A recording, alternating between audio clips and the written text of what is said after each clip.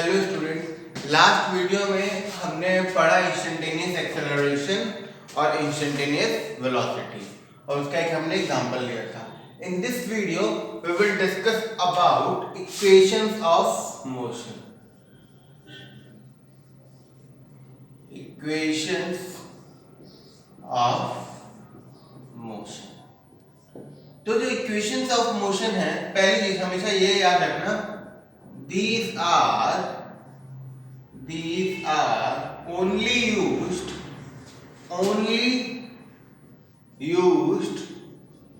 when acceleration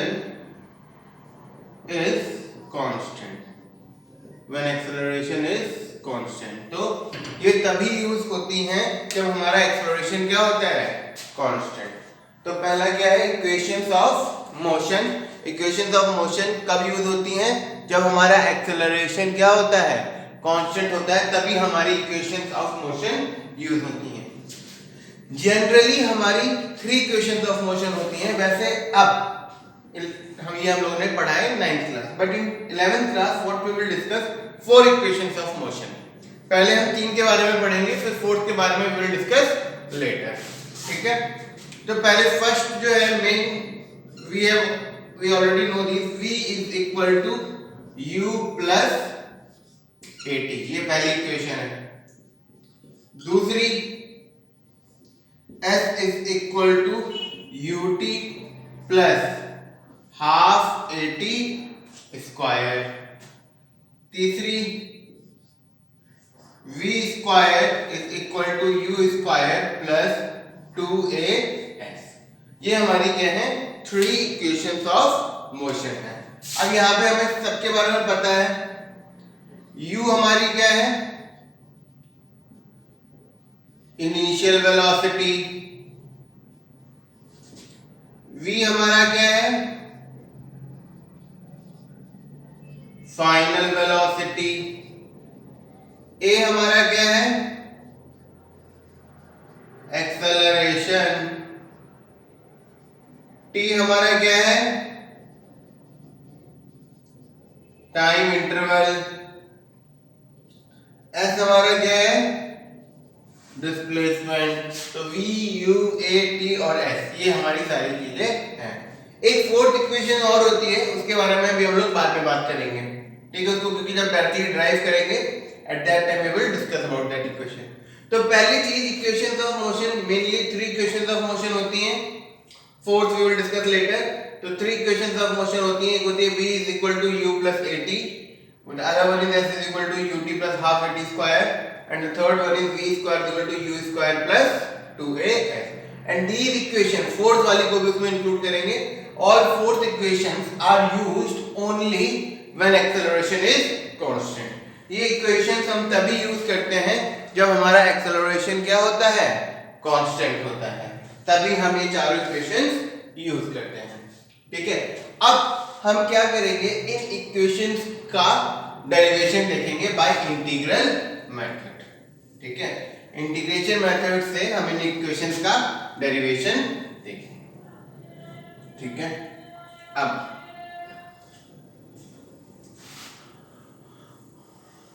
बहुत ही simple है। I am not writing the heading, driving equations of motion using integral method, उनका हम derivation देखेंगे। अब पहली इक्वेशन कैसे ड्राइव करेंगे, अब हमें पता है, as we know that हमें पता है कि a इज इक्वल टू क्या होता है, dv by dt, that is instantaneous acceleration. क्या होता है, dv by dt होता है, ये बात हमको पता है। ठीक, अब इस dt को इधर ले आइए आप, इसका मतलब क्या हो जाएगा, a dt is equal to dv, a dt is equal to dv। ठीक, अब यहां पे फॉर जब आपका टाइम क्या है, 0 है, जब आपका टाइम क्या है, 0, तो वेलोसिटी क्या होगी, u होगी। जब टाइम 0 है तो वेलोसिटी क्या होगी, u होगी, है ना। और जब फॉर टाइम t तो वेलोसिटी क्या होगी आपकी v होगी। जब आपका टाइम 0 है तो वेलोसिटी क्या होगी u होगी, और जब आपका टाइम t हुआ तो वेलोसिटी v होगी। वही इनिशियल वेलोसिटी और फाइनल वेलोसिटी। ठीक, अब यहां पे क्या करो, integrate and apply limits. Integrate कर दो और लिमिट्स अप्लाई कर दो। तो इंटीग्रेट करोगे तो सिंपल, जैसे इंटीग्रेशन का साइन जो हमने पिछले डिस्कस किया था इंटीग्रेशन में, a dt और इंटीग्रेशन ऑफ dv। ठीक, अब लिमिट अप्लाई करनी है, तो लिमिट ये किसके रिस्पेक्ट में डिफरेंशिएट हो रहा है, dt है, इसका मतलब टाइम के रिस्पेक्ट में डिफरेंशिएट कर रहे हैं, तो लिमिट किसकी पुट करी जाएगी टाइम की, that is from 0 to t।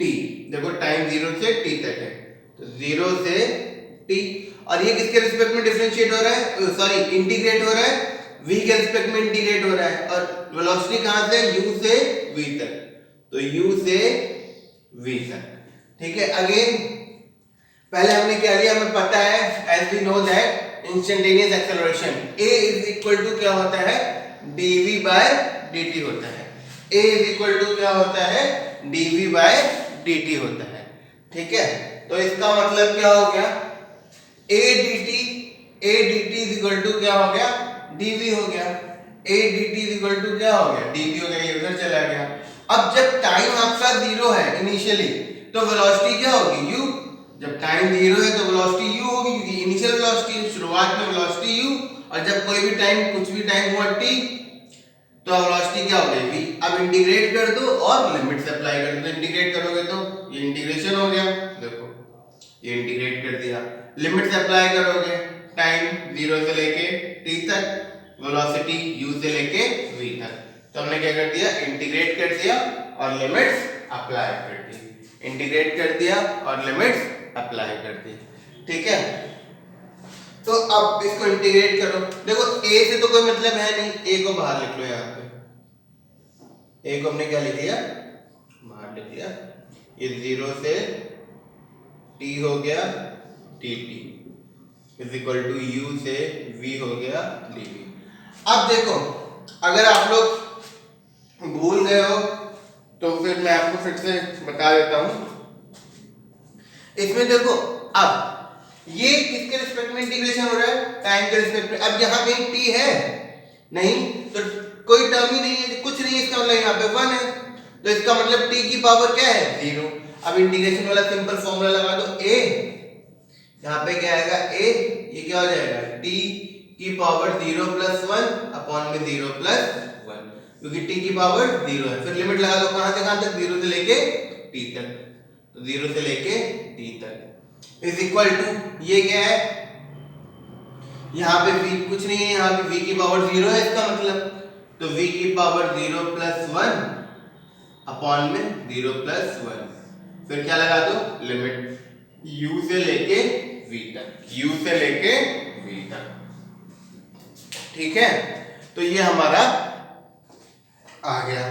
अब इसको आगे सॉल्व कर लो, तो अब इसको जब हम आगे सॉल्व करेंगे तो हमें क्या मिलेगा, ये तो a अंदर सिंपल क्या मिल जाएगा, t मिल जाएगा 0 से लेके t तक, क्योंकि 0 प्लस 1 1, 0 प्लस 1 1, तो t की पावर 1 अपॉन में 1 t। ऐसे ही v की पावर 0 प्लस 1 1 अपॉन में 0 प्लस 1 1, तो v की पावर 1 होल डिवाइड बाय 1, तो v आ जाएगा। ये क्या आ जाएगा, v कहां से कहां तक, u से लेके v तक। अब वैल्यूज पुट कर दो, पहले t की जगह क्या पुट करोगे, t पुट करोगे, तो सिंपल t की जगह t पुट कर दिया, माइनस t की जगह क्या पुट कर दिया 0, तो t की जगह 0 पुट कर दिया इज इक्वल टू, फिर v की जगह v पुट कर दिया, माइनस v की जगह u पुट कर दिया, तो a t माइनस 0 क्या हो जाएगा, t is equal to v minus u, या फिर हम क्या लिख सकते हैं, v minus u is equal to at, ये उधर चला जाएगा, इसका मतलब क्या हो जाएगा, v is equal to u plus at। ये हमारी इक्वेशन बन गई, फर्स्ट इक्वेशन प्रूफ हो गई। अगेन हम डिस्कस कर लेते हैं. As we know that a is equal to dv by dt, that is instantaneous acceleration. Now this dt will come over here and multiply by a. So what you will get, a dt is equal to dv. Now for when time is 0, that is starting time, the velocity will be u. Velocity will be u, that is initial velocity. And when time goes from 0 to t, when time is t, then velocity will be final velocity, that is v. Now we will integrate and apply limits, integrating and applying limits on the both sides. Okay, so when we will integrate, we will use symbol, we know the symbol. Okay, now limits, how we will apply the limits. Now this term is integrated with respect to time, so we will apply the limits of time.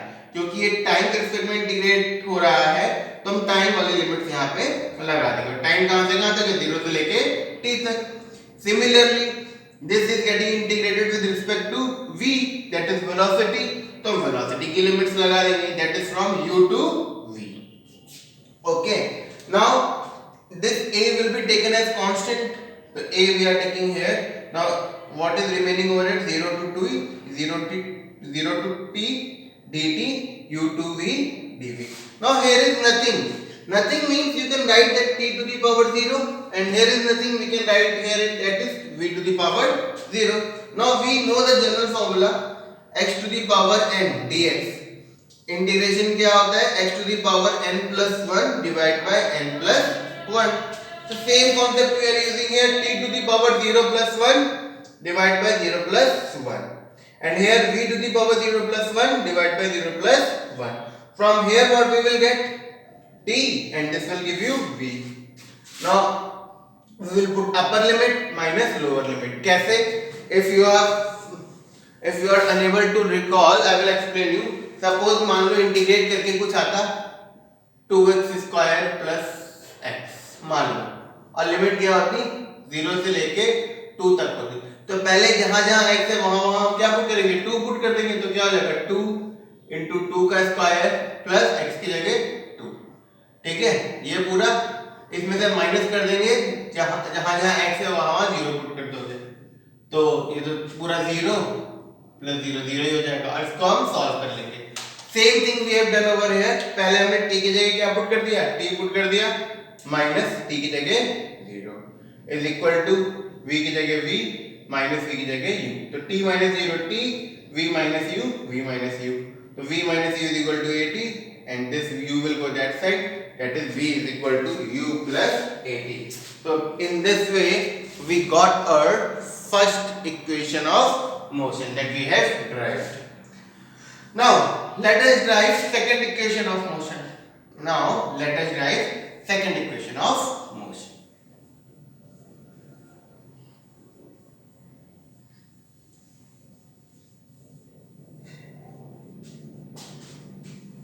Now as we have derived first equation of motion, so we will start from here. Now as we know that v is equal to u plus 80. Now and v is equal to what, dx by dt. v हमारा क्या होता है, dx by dt होता है, that is instantaneous velocity. तो ये value उठा के यहाँ रख दो. तो this implies v की जगह we can write dx by dt. dx by dt is equal to u plus 80. तो we got dx by dt is equal to u plus 80. So from here what we will get, dx is equal to u plus 80 dt. Here we got dx is equal to u plus 80 dt. dt हमने उधर क्या कर दिया, multiply कर दिया. अब again same condition जैसे पहले किया था, फॉर ये क्योंकि dx x पोजीशन लेके चलते हैं ना, तो फॉर टाइम इक्वल टू 0, तो पोजीशन क्या ले लो, x इनिशियल, और for time equal to t, तो हम पोजीशन क्या ले लेते हैं, position is equal to x final. ठीक है, जब हमारा टाइम 0 है तो पोजीशन हमने क्या ले ली, x इनिशियल, और जब टाइम t है तो हमने पोजीशन क्या ले ली, x फाइनल। फिर से सेम प्रोसेस, क्या, इंटीग्रेट एंड अप्लाई लिमिट्स। तो इंटीग्रेट किया, ये जो dx हो गया is equal to integration of u plus at dt, ठीक है। तो आप limit now we apply the limit, ये x के रिस्पेक्ट में इंटीग्रेट हो रहा है, तो x कहां से कहां तक है, x इनिशियल से x फाइनल, तो will write here x initial से x फाइनल, और टाइम कहां से कहां तक है, 0 से लेके t तक। सिमिलरली यहाँ पे x की पावर क्या है, 0, तो क्या हो जाएगा, x की power 0 plus 1 divide by 0 plus 1, okay. कहां से कहां तक, x इनिशियल से लेके x फाइनल तक, ठीक है, x इनिशियल से लेके x फाइनल तक इज इक्वल टू, अब u से तो कोई मतलब है नहीं, तो एक बार ये वाला प्लस है ना बीच में, एक बार ये वाला टर्म इंटीग्रेट हो जाएगा, एक बार ये वाला टर्म इंटीग्रेट है, तो यहाँ पे u ऐसे ले लो, t की power 0 plus 1 divide by 0 plus 1, इस पे अलग से लिमिट लगा दो 0 से लेके t तक, प्लस a ऐसे ले लो, t की power 1 plus 1 divide by 1 plus 1, limit लगा दो 0 से लेके t तक, ठीक है। दोनों को अलग अलग इंटीग्रेट कर दिया और दोनों पे लिमिट्स लगा दी, वही 0 से लेके t तक, ओके। नाउ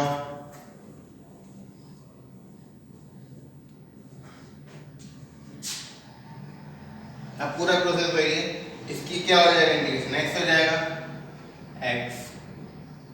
x इनिशियल से x final is equal to u, इसका t 0 प्लस 1 1, 0 प्लस 1 1, तो इसका क्या हो जाएगा, t 0 से लेके t तक प्लस a, इसका क्या हो जाएगा, t square by 2, t square by 2, 0 से लेके t तक। अब लिमिट्स पुट कर दो, ये क्या हो जाएगा, x final minus x initial is equal to u, ये क्या हो जाएगा, t minus 0 plus a, t square by 2 minus 0 square by 2, ठीक है। t की जगह t पुट कर दिया, फिर t की जगह 0 पुट कर दिया। अब ये हमारा क्या हो गया, डिस्प्लेसमेंट, और इक्वेशंस ऑफ मोशन में हम डिस्प्लेसमेंट को किससे रिप्रेजेंट कर रहे हैं, s से, तो इसकी जगह क्या लिख सकते हैं हम, s is equal to t minus 0 क्या हो जाएगा, t, तो u into t plus a, ये क्या हो जाएगा, t स्क्वायर बाई 2, ये क्या हो जाएगा, माइनस 0, तो क्या हो जाएगा, s is equal to u into t, ut plus t square by 2 minus 0, तो a t स्क्वायर बाई 2, क्योंकि तो यही आ जाएगा, तो इसका मतलब s is equal to unit ut plus half at square, what we got, s is equal to ut plus half at square, ये हमारी क्या हो गई, सेकंड इक्वेशन ऑफ मोशन हो गई, क्या हो गई हमारी सेकंड इक्वेशन ऑफ मोशन हमारी ये हो गई, ठीक है। तो दो इक्वेशन ऑफ मोशन हमने निकाल ली है, एक बार और डिस्कस कर लेते हैं। v is equal to u plus at हमें पता था, v की जगह we can write dx by dt, dx by dt हमने लिख दिया, dt उधर चला जाएगा, तो dx is equal to u plus at then dt। For time is equal to 0, position आपकी क्या है, x इनिशियल, पोजीशन हमने क्या ली, x इनिशियल, और for time is equal to t, position is equal to x final, फिर वही integrate कर दिया और लिमिट्स अप्लाई कर दी, तो यहाँ पे इंटीग्रेशन, यहाँ पे इंटीग्रेशन, ये x के रिस्पेक्ट में इंटीग्रेट है तो लिमिट x इनिशियल से x फाइनल, ये टाइम के रिस्पेक्ट में है तो लिमिट 0 से लेके t तक, ठीक। फिर इसका इंटीग्रेशन ये, फिर लिमिट्स लगी हुई हैं, फिर पुट कर दी values and we got s is equal to ut plus half at square. This is our second equation of motion जो कि हमने ड्राइव कर ली। अब थर्ड और फोर्थ हम लोग नेक्स्ट वीडियो में अभी डिस्कस करेंगे, ओके।